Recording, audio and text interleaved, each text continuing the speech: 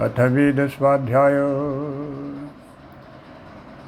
ॐ स्तुता मया वरदा वेदमाता प्रचोदयन्तां पावमानि द्विजानाम् आयोः प्राणं प्रजां पशुं कीर्तिं द्रविणं ब्रह्मवर्चसं मह्यं दत्त्वा व्रजत ब्रह्मलोकम्। हे प्रभु, मैंने मन में उत्साह को उत्पन्न करने वाली, द्विजों को पवित्र करने वाली और श्रेष्ठ ज्ञान देने वाली वेद माता की स्तुति की है। मैंने वेदों का अध्ययन किया है। आप मुझे आयु हो, प्राण, प्रजा, पशु, यश, ऐश्वर्य और ब्रह्म तेज से युक्त करके मुक्ति प्रदान करने की कृपा करें। वेद सब सत्य विद्याओं का पुस्तक है। वेद का पढ़ना पढ़ाना और सुनना सुनाना सवारियों का परम धर्म है। ओम विश्वानि देव सवितरदुरितानि पराशुव यद्भद्रं तन्न आशुव।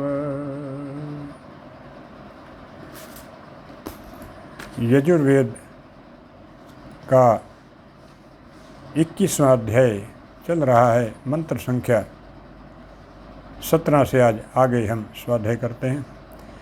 ओम ऊषेयः विश्वपेशसा विश्वदेवामृत्याः तिष्ठपा छन्द इह इंद्रियं षष्ठवाड गौरवयो दधुः। जीवन को सूर्य व चंद्र के समान बनाने का उपदेश देने वाला उषा काल, विषयों के पीछे न मरने देने वाले दिव्य गुण, काम, क्रोध व लोभ को रोकने की प्रबल कामना तथा कार्य भार को सुचारू रूपेण वहन करने वाला ज्ञान हमारे जीवनों को सशक्त व उत्कृष्ट बनाए। तो प्रसंग चल रहा है कि जीवन शक्ति से युक्त कैसे हो और कैसे हमारा जीवन ऊंचा उठ सके, इसी के विषय में चर्चा इन मंत्रों में चल रही है। तो उसमें कहा गया है कि जैसे सूर्य और चंद्रमा जीवन का संदेश देते हैं, वैसे ही हम लोगों को भी होना चाहिए। विषयों के पीछे न भागना, ये दिव्यता व्यक्ति के अंदर होनी चाहिए।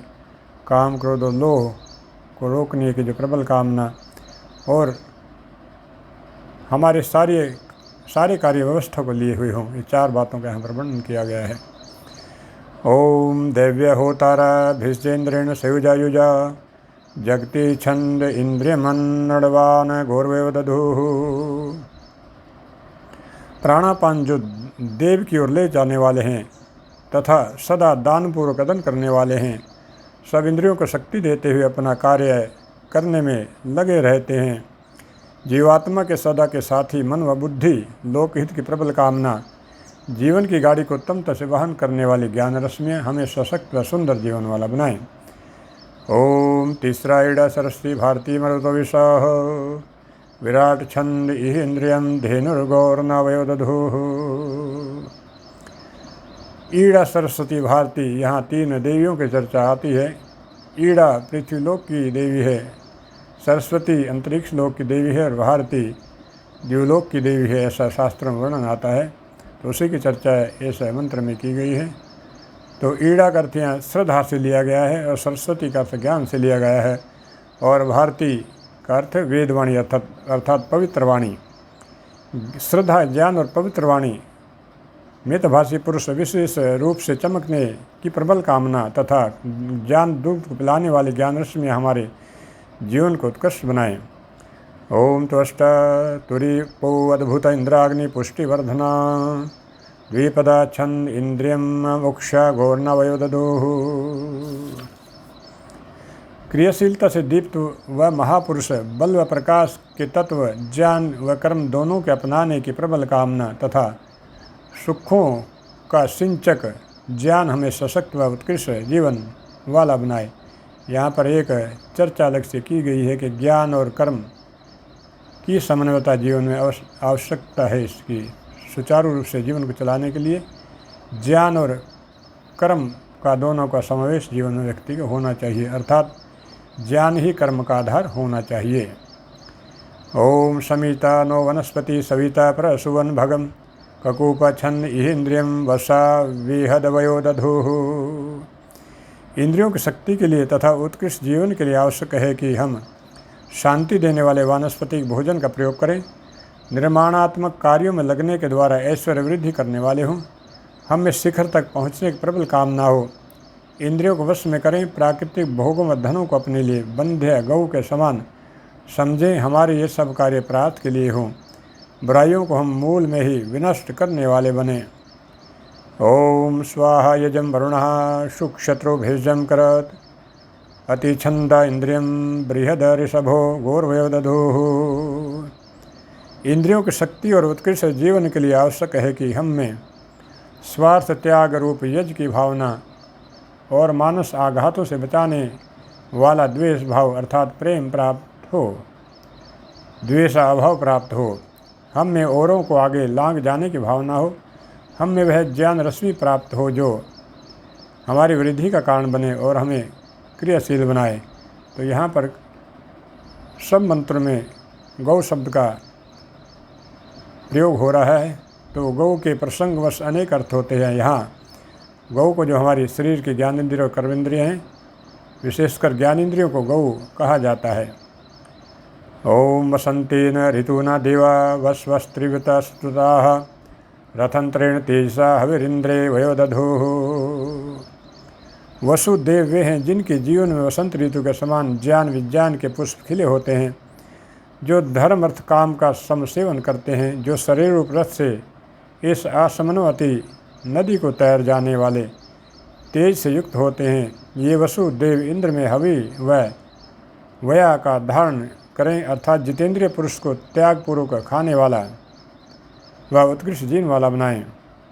तो यहाँ पर जो संसार को एक सागर कहा है, भाव सागर इस संसार को कहा गया है, तो उसको असमनवती नदी के नाम से भी शास्त्रों में कहते हैं कि ये संसार एक नदी के समान है, जहाँ पर पानी की धारा बहुत तेज़ी से बह रही है और उस नदी में बड़े नुकीले पत्थर भी हैं और उस नदी का धरातल चिकना भी है।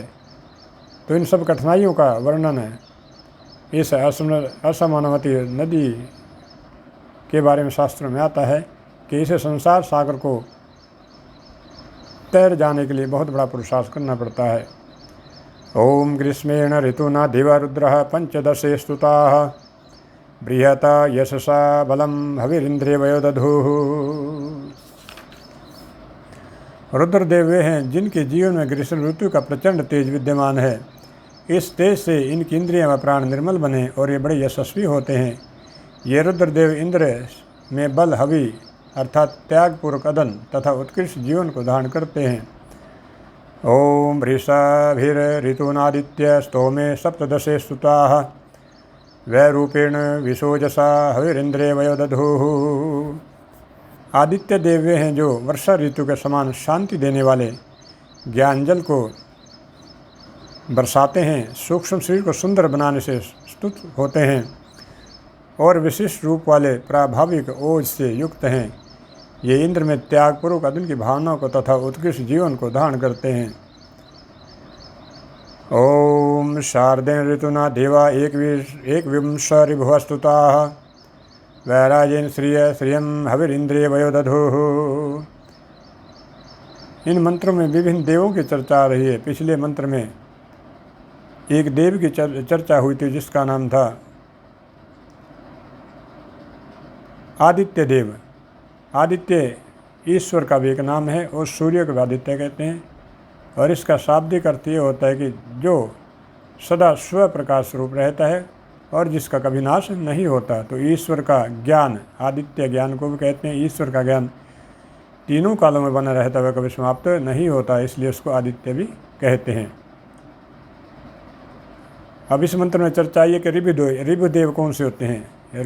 ऋभुदेव वे हैं जो कि शरीर ऋतु के समान ज्ञान रूप अन्न के परिपाक वाले होते हैं, शरीर की 21 शक्तियों का विकास कर पाते हैं और विशिष्ट दीप्ति वाली शरीर से युक्त होते हैं। ये इंद्र में श्री हवि व वयस उत्कृष्ट जीवन का धारण करें।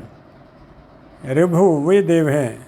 एक मंत्र अथर्ववेद में आता है, अथर्ववेद का प्रथम ही मंत्र है, ये त्रिसप्ताह प्रियंति विश्वरूपाणि विवृतः वाचस्पतिर्बला तेषाम तन्वद्य धातु में 5 महाभूत, 5 प्राण, 5 ज्ञानेंद्रियाँ, 5 कर्मेंद्रियाँ और 1 अंतःकरण, 21 इन तत्वों से मिलकर यह शरीर भगवान ने परमात्मा ने बनाया है। तो ऋभु देव वो है जो इन शरीर के तत्वों की ठीक से देखभाल रखता है, जो खाने योग्य पदार्थ हो तो उनको खाता है और जो भोगने योग्य नहीं होते उनको नहीं भोगता। ऐसा व्यक्ति ऋभु देव के नाम से प्रसिद्ध होता है। ओम हेमंतेन ऋतुना देवास्त्रिन वै मरुतास्तुताः बलेन शक्वरिः सहो हविरिंद्रे वयो दधुः। अब इस मंत्र में मरुत देव की चर्चा है। मरुत देव वे हैं जो हेमंत ऋतु की भांति सब शक्तियों के उपचयन वाले होते हैं, जिनके कर्म ज्ञान उपासना में प्रवृत्त नवद्वार प्रशंसनीय होते हैं और जिनका अंग प्रत्यंग बल से सशक्त बनता है। ये इंद्र में बल हवि और उत्कृष्ट जीवन को धारण करते हैं। तो मरुत देव उनको कहा गया है जो कर्मों में लगे रहते हैं, निठल्ले व्यक्ति जो नहीं रहते और उनके कर्मों का आधार ज्ञान होता है और इस प्रकार ज्ञानपूर्वक कर्म करते हुए उनको ईश्वर की समीपता प्राप्त हो जाती है। इसी को ही वेदों में कर्म ज्ञान उपासना कहा गया है। तो इसके लिए जो नवद्वार शरीर में भगवान ने बनाए हैं, 9 शक्ति के केंद्र हैं शरीर में, तो उस शक्ति की यात्रा ऊपर की और होनी चाहिए, ना कि उस शक्ति का ह्रास हो। तो उसमें सबसे पहला जो द्वार है वो मूलाधार, दूसरा स्वादिष्ठान, तीसरा नाभि चक्र, चौथा आज्ञा चक्र, 5वां विशुद्ध चक्र, 6ठा आज्ञा चक्र, 7वां सहस्त्रार और 8वां ब्रह्मरंध्र। तो इसमें आज्ञा चक्र के 2 भेद हो सकते हैं, तो अधिकतर 8 ही कहे जाते हैं, लेकिन कोई गणना के हिसाब से 9 भी कह देता है। तो ये जो 9 शक्ति के केंद्र शरीर में हैं, मूलाधार इन सब शक्तियों का आधार है, तो वहाँ से शक्ति की यात्रा ऊपर की तरफ होनी चाहिए, नीचे की तरफ शक्ति नहीं बहनी चाहिए। इस मंत्र का यही अर्थ है और जो ऐसा करता है वो मरुत देव होता है। ओम शैशीरेण ऋतुना देवस्त्रेयस्त्रिगुम श्रेयमृतस्तुताः सत्येन रेवती क्षत्रम हविरिंद्रे वयो दधुः। इस मंत्र में अमृत देव की चर्चा है। अमृत देव वे हैं जो वासनाओं को शीर्ण करके शांति धारण से अपने जीवन में शिशिर ऋतु को लाए हैं, 33 दिव्य गुणों को धारण करने वाले बने हैं और जिन्होंने सत्य से धन का अर्जन किया है। तो इसमें कहा गया है जो व्यक्ति वासनाओं का संहार करता है, वासनाओं में नहीं फंसा रहता है और शांति पूर्वक कर्मों में लगा रहता है, शांति को धारण करता है, जैसे सर्दी की ऋतु होती है, यहाँ उद्धृत किया गया कि सर्दी की ऋतु, तो उसके अंदर उस व्यक्ति के अंदर जो 33 दिव्यताएँ, 33 देव जिनको हम कहते हैं, वो 33 प्रकार की दिव्यता होती है। वो 33 प्रकार के गुण हैं, उन गुणों को जो धारण करता है और जो सत्य से धन का अर्जन करता है, ऐसा व्यक्ति ही अमृत देव कहलाने के योग्य होता है। ओम होता यक्षत समिधाग्निम ईडस्पदे अश्विनेन्द्रम सरस्वती मजो धूम्रो नागो धूर्मेहि कुविलैर्भेषज मधुशसपेर्न तेजिन्द्रियं पय सोमः प्रेश्रुता घृतं मधु व्यन्त्यवाजस्य होतर्यजा। होता पुरुष श्रद्धा व ज्ञान को अपनाकर प्रभु प्राणापान इंद्र शक्ति और विद्या को अपने साथ जोड़ता है। होता उसको कहते हैं जो यज्ञ का प्रबंधक होता है, जो यज्ञ में सारी व्यवस्था को देखता है और यजमान की सहायता के लिए होता है। तो उस होता की चर्चा इस मंत्र में